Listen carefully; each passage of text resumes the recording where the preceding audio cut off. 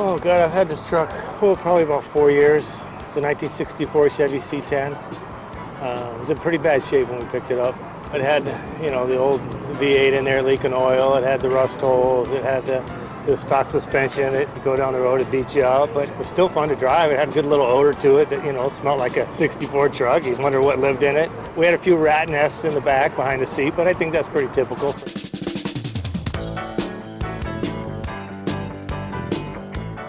Put it together, rode around it for a while, and then stripped it down and did a frame off. As far as you can look at the truck when you see it, we tried to keep it as original and stock and simple as possible. The original bumpers, the original trim, everything like that. But as far as the motor, the tranny, everything, it's strictly a performance truck. I took a 383 stroker motor out of a sand car that I ran. We're pushing about 550 horsepower in it.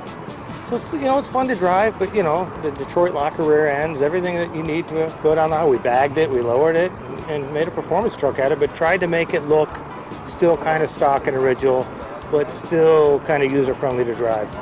I did the whole truck myself, with the exception of the paint and body, but I did the frame off with me and a buddy of mine. But I'd never do the wood again. That was crazy. I never sanded and put varnish and sanded so many times in my life that, like I said, next time I'll pay to do that or go steal. When they painted this truck and did it, they did it in pieces.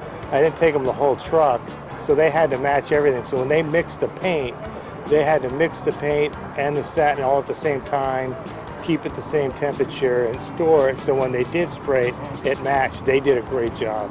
It took us probably a year to get it back together, and we've been driving it for a year now. Try to keep it simple.